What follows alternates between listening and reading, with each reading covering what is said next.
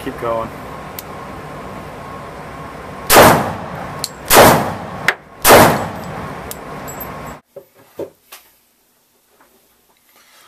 Okay guys, here we are with one of my favorites, the SIG SAUER 220 Dark Elite Threaded Barrel. Take a look inside the case. SIG always does a great job with their carry cases.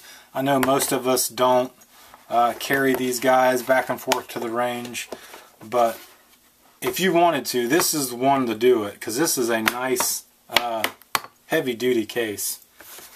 Inside it has some literature on some oils and stuff, owner's manual. Comes with a little tube of your Milcom TW25. Comes with 2 8-round magazines. And your SIG 220 Dark Elite Threaded Barrel version.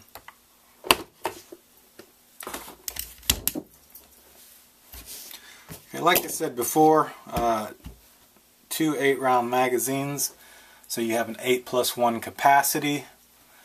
The Dark Elite, it comes with an aluminum frame, hard black hard anodizing. It comes with a stainless steel slide and barrel. The slide is a nitron finish. I guess that's one of SIG's proprietary finish is the nitron. Seems like they do pretty much everything in that nitron finish. When I looked at the website, their measurements are a little bit off. I don't know if they had the measurement for the one without the threaded barrel, but the length's off, the width's off. I measured this myself. I'm coming up with an 8.9 overall length. 8.9 inch, 5.75 inch on overall height, and the width at the widest point is 1.3 inches. They're saying 1.5 on the website, but I'm not seeing it. At the very widest point where these levers are. Is 1.3, so slimmer than what they're saying. It's a 30-ounce pistol with a magazine. Let's go over some of its features. As far as the slide itself, the nitron coated slide, it comes with front and rear slide serrations. Gotta love that. I love the front slide serrations. It's just an excellent thing in my opinion. These sights, the SIG do some of the best night sights in the business. These are the combat night sights. The front is dovetailed to where the rear has both elevation and windage adjustments, quite a bit too. Great sights. Can't say enough about them. All the other pistols that I've come in contact with don't even come close to the brightness of these. So I don't know what kind of magic that they're using over there to make theirs so much brighter, but it's a great thing. As you can see, it's just a standard 3-dot. Some of the features on this pistol are just single-sided. I guess this being kind of an older model, I guess it wasn't so quick to adapt. Like the hammer drop is only one-sided. The slide release is just on the one side, so nothing on this side. From what I can tell, you can switch the magazine release to the left-handed position, but I honestly don't know how labor-intensive that is. it doesn't look to be nearly as easy as flipping the Glock or the Smith & Wesson M&P series. So not sure about that. But some of the other features that are exclusive to the Dark Elite series are this extended beaver tail, the aluminum Hogue grips, and the short reset trigger on this pistol. If you've seen any of my other videos, you'll know that I'm just a fan of that extended beaver tail. It just allows me to get up in there. I mean, I don't know if I have a lot of flesh in my webbing there, and I just like to get a good solid purchase. You don't have to worry about any kind of hammer bite situations there. The grips themselves, these Hogue aluminum grips, I wasn't 100% sure on them when I first got it. I kind of liked the plastic with the texturing on the plastic and just the look of them. But after having shot this quite a bit, I have really taken to the aggressive checkering on these. I don't know if you can see some of the dirt that's down in there. Well, that's really not dirt. That's skin. So a little bit gross, but I mean, these things, it's not sharp and it's not annoying, but they're just ever so sharp enough to really get a bite. And I mean, you're not having this thing jump out of your hands, or if your hands are sweaty or covered in blood or covered in mud, whatever, you're still not losing grip on this traction. This is just a fantastic traction. As you can see, it's got some front strap checkering as long as the rear checkering. Great grips. The trigger is double action, single action. It has a long take up in the double action. I mean, it's long, it's smooth, it doesn't stack or it doesn't creep up. I mean, it's consistent pull the whole time. 10 pounds. And I mean, if you come out of your holster and get up on target when your adrenaline's going, I mean, it can pull quick, and it really doesn't feel that bad. But if you sit there and drag it out, you're like, oh man, that's bad. Not so much if your adrenaline's going and you're coming out, get on target and just take the shot. Obviously, with any double action, single action, you have that first setup trigger, and then every following trigger pull is considerably lighter, so the continuity is just not there. But the second pull is got a little bit of take up, and then a sweet 4.4 pound crisp break.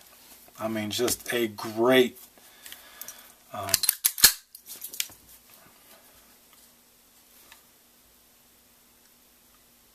a little bit of take up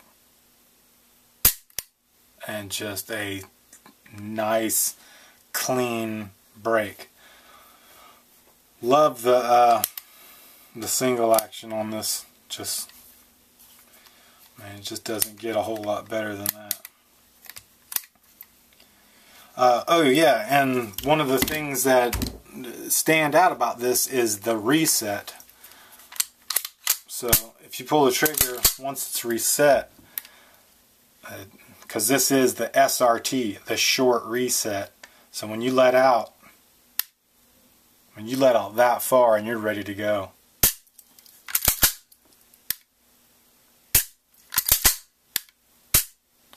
So very little let out. That's something I need to work more on personally. I'm not great with trigger control, and I need to really start working on that a little bit more. But I think we covered most of it on the outside.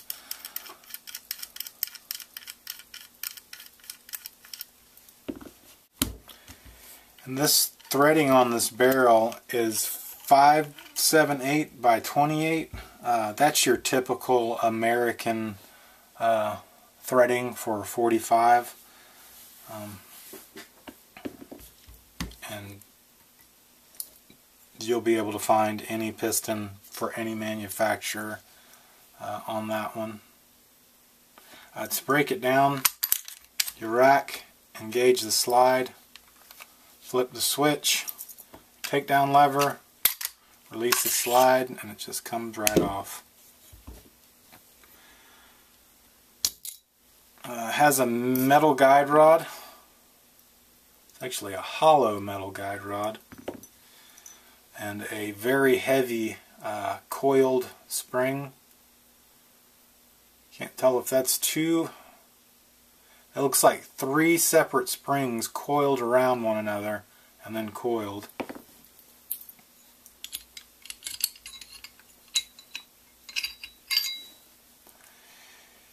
And this barrel was right at 5 inches, I believe.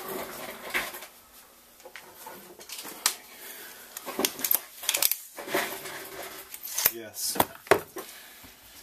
Right at 5 inches on the barrel. The slide itself. As you can see, it has full rail guides the entire length of the slide.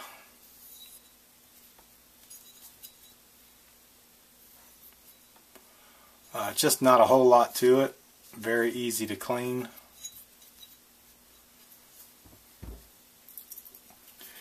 And the lower itself, this one too is a very nice nice one to clean. There's good wide open spaces and a lot of area to get into stuff. Hit it with your oil, hit it with whatever your cleaning product may be. Let it sit for a little while, and then just come back and just blast the crap out of it with an air compressor, and you are good to go. As you can see, full length rail guides on both sides, and really not a whole lot to see.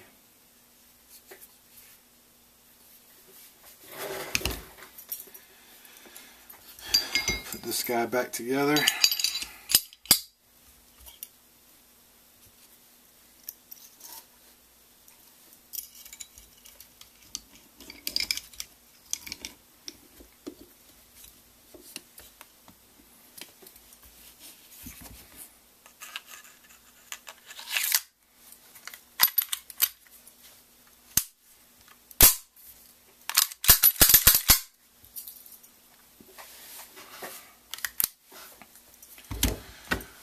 Okay, but like I said, this is a fantastic little shooter. I have had nothing but just great accuracy out of this thing, whether it be unsuppressed or with a suppressor. It doesn't seem like it doesn't appear that the point of impact shift is too, maybe primarily due to the Osprey, but it's definitely a fantastic shooter.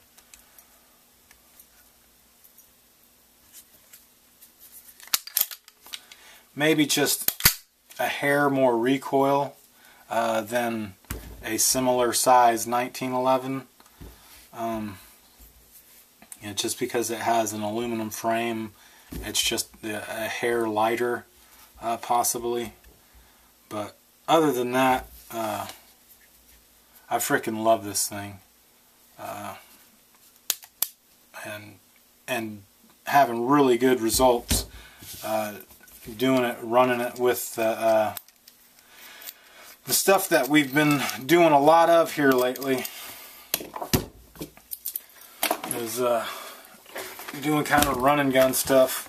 I got this HSGI battle belt. These are all tacos, so M4 tacos, and these are pistol tacos, and these are a 10 round a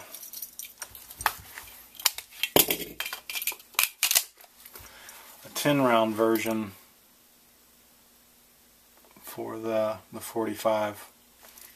So that makes a pretty nice little, get you a couple other rounds in there.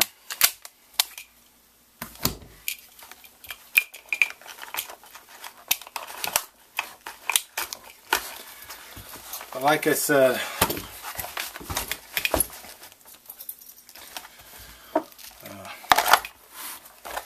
you come out, you put a couple down, you got that trigger hanging out, you scan,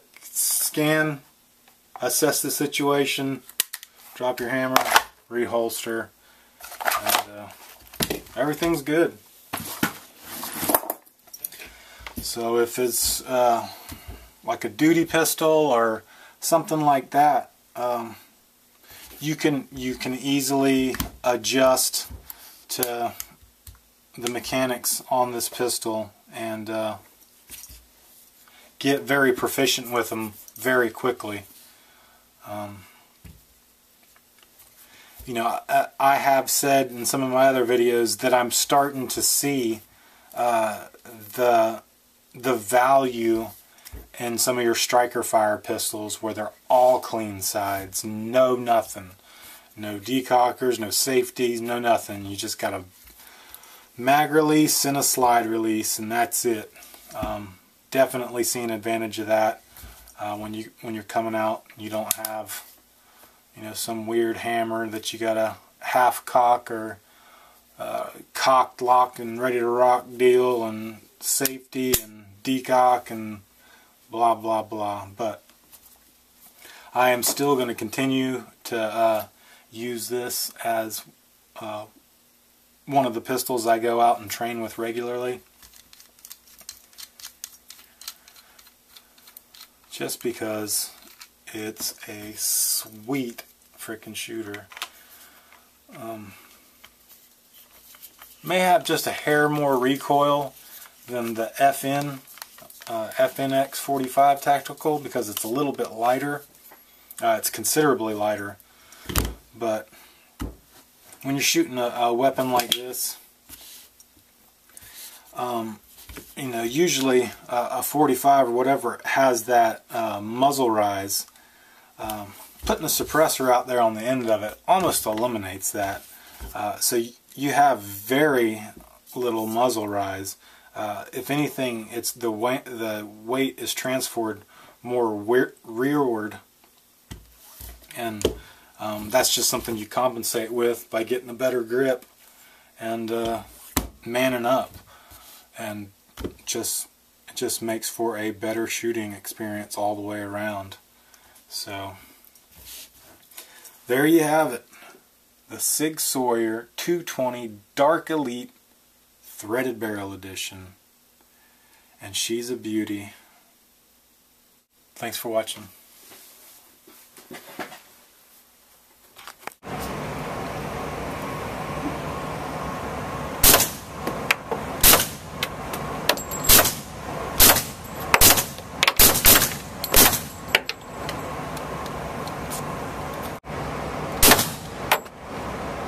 Okay, we're doing a 45 comparison on the wet Osprey versus the dry Osprey.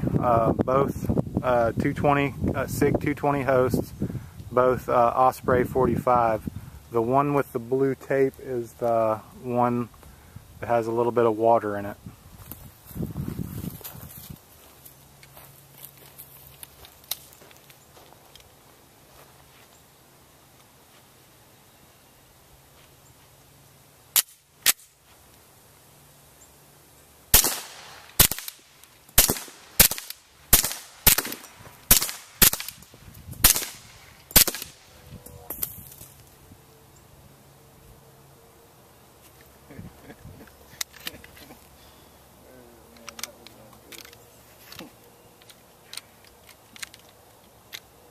It took a really long time. It went between me and the camera.